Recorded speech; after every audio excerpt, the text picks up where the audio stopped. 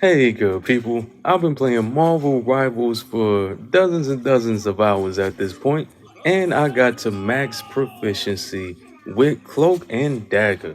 So, for my beginners to the game who want to get the support on, I wanted to show you how to play them and hopefully how to play them well.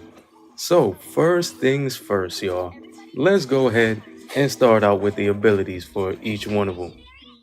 Okay, first is Light Force Dagger. That is your R2 on console and your left click on PC. This is just throwing a light dagger and it does have some tracking and it will heal allies and it will do a little bit of damage to enemies. Alright, next is going to be your Eternal Bond. This is your ult. This is L3 and R3 together on console and then Q. And what this does is it allows you to dash 3 times. And in that path, you will leave around this smoke on the floor, whatever you want to call that, while your allies stand in that, they get continuously healed. While your enemies stand in that, they get continuously damaged. This is a really good super, y'all. Then we've got Shadow's Embrace. This is just switching to your counterpart. There's going to be R1 and then L shift. And you got Veil of Light Force. Veil of Light Force is throwing a wall of light in a straight path in front of you from wherever you're aiming. And when it hits allies, it will heal them. And most importantly, right after that, you have a boost to healing. So this is when you start healing them with your Light Force daggers and it will be even more effective. All right, and then there's Dagger Storm. Dagger Storm is your little healing bubble, all right? It's your little safe space.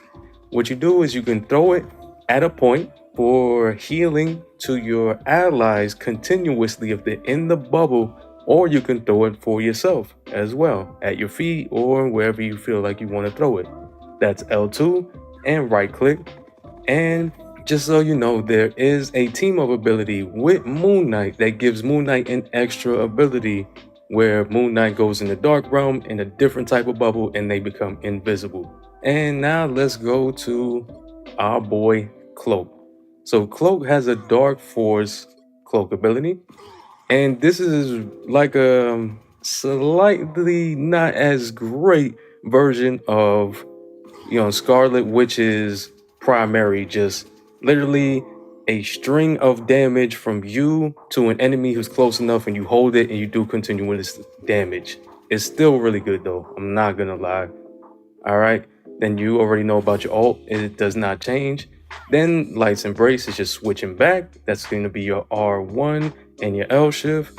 And Terror Cape. All right, Terror Cape is the opposite of the Light Wall. All right, this is just for your enemies. You throw a darkness wall in front of you just like the Light Wall.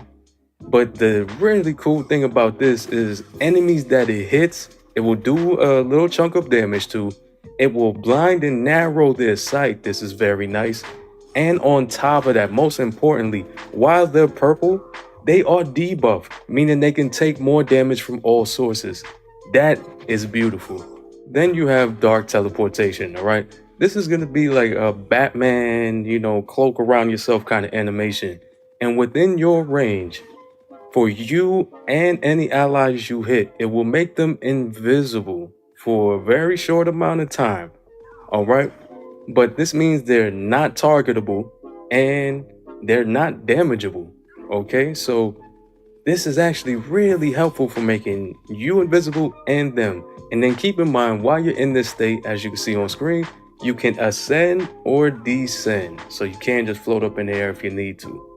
All right, this is going to be your L2 and your right click. Now that that's out of the way, let's talk about next level tips and combos that you should really be keeping in mind as a Cloak and Dagger. First off is going to be the bubble shuffle, which I like to call it. This is going to be throwing a bubble at your feet and instantly switching over the cloak to defend yourself. This is when you're getting flanked. This is when you get dove by, let's say, an Iron Fist, a Spider-Man, somebody who likes to get all up in your face. All right, this is not going to save you too long against a tank, but you can turn the freaking tide against most DPS characters if you play this right. So throw the bubble at your feet. Stay in the bubble, switch to cloak. If you can land that wall to debuff them and then start attacking them with your left click or your R2, you will cook most enemies, all right? In that 250 and lower range of health. Or at least you will get them to back the hell up off of you. Then another thing you can do when you're being attacked and you just feel like, man, I'm not gonna win this one. I really just gotta try to get up out of here. What you can do is switch over to cloak and use your shroud to go invisible and immediately start ascending to try to get up to a higher level or to get on the other side of cover where there might be a health pack to help you out, or just give you another second or two until you get your health bubble. This is really useful in those situations. Then, while we're on the topic of your shroud, the most useful application of this freaking move is to protect you and your allies from most ults. Yes, you can really do this. So when you hear Scarlet Witch or you hear Iron Man start yelling their chant, they're about to attack. If you get the timing right, which is right before they let that attack go towards you, you want to either tell your teammates to get right up on you, or you move to whichever teammates you want to keep alive and prioritize and hit that shroud. You'll be invisible, they'll be invisible. And if you timed it not too early, they will survive. And then your ult, y'all. Your ult is so much more offensive than you think it is. Use it offensively. You can really change a game by using your ult on a domination point or on a payload to clear your enemies if you coordinate with your team.